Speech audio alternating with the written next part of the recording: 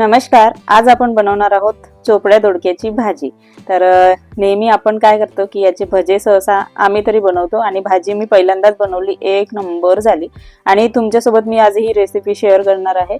तर नक्की शेवटपर्यंत बघा। चला मग। तर इथे मी चोपडे दोडके घेतले आणि हे बघा, याला गिलकी म्हणतात, याला घोसाळी म्हणतात आणि मी इथं गिलकीच म्हणते सहसा। आणि तर याचे आम्ही भजे बनवतो सहसा, माझ्याकडे तरी भजे बनवतात। तर भाजी ही पहिल्यांदाच बनवली, तर खूप छान झाली होती। तर पहिल्यांदा याला स्वच्छ धुवून घेतलं आणि नंतर याचे छिलके काढून घेतले चाकूने। नंतर याचा समोरचा आणि मागचा भाग काढून याला अशी काप केले आणि याला असा उभा चिरा दिला।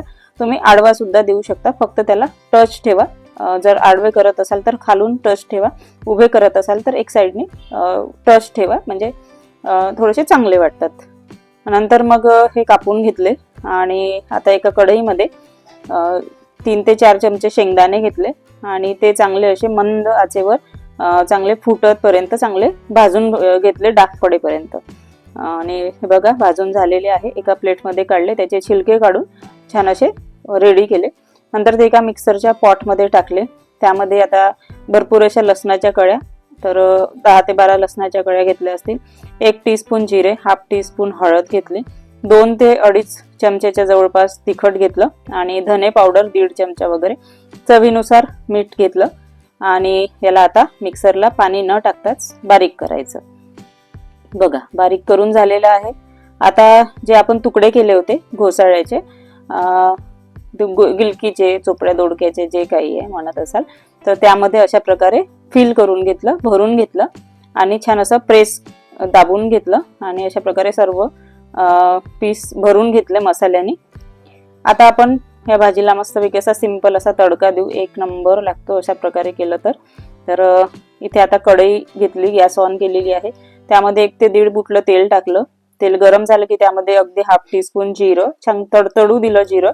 नंतर कढीपत्ता टाकला आणि चिमूटभर हिंग आणि चांगलं असं परतून झाल्यानंतर त्यामध्ये जे आपण मसाल्याने भरून घेतलेले दोडके आहे, दोडक्याचे काप आहे, ते टाकले यामध्ये आणि अगदी लो फ्लेम ठेवली आहे गॅसची बिलकुल।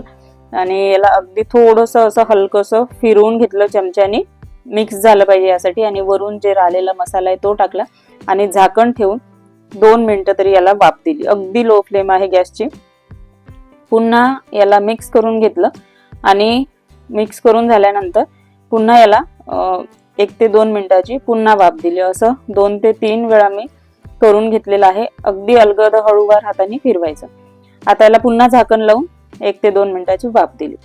पुन्हा बघा आता हलकेशी शिजत आलेले आहे तेलामध्ये आणि आता यामध्ये अगदी 2 ते 3 चमचे किंवा 4 चमचे गरम पाणी जे टाकलेलं आहे, गरम पाणीच टाका भाजीमध्ये सहसा, तर छान टेस्ट येते। नंतर याला पुन्हा झाकण लावून 3 ते 4 मिनिटाची वाफ दिली, गॅसची फ्लेम आताही लोच आहे।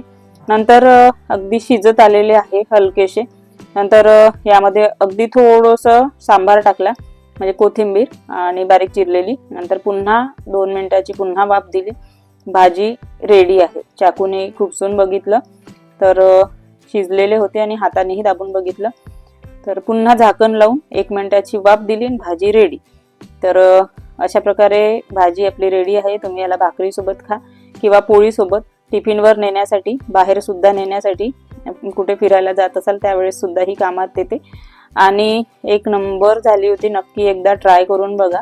व्हिडिओ आवडला तर लाईक करा, शेअर करा, चॅनलवर नवीन असाल तर प्लीज सबस्क्राईब करा आणि प्लीज व्हिडिओ आवडला तर एक लाईक करा, छानशी एक कमेंट करा। तुमच्या एका कमेंटनी छानशा मला एक चांगलं इन्स्पिरेशन मिळते।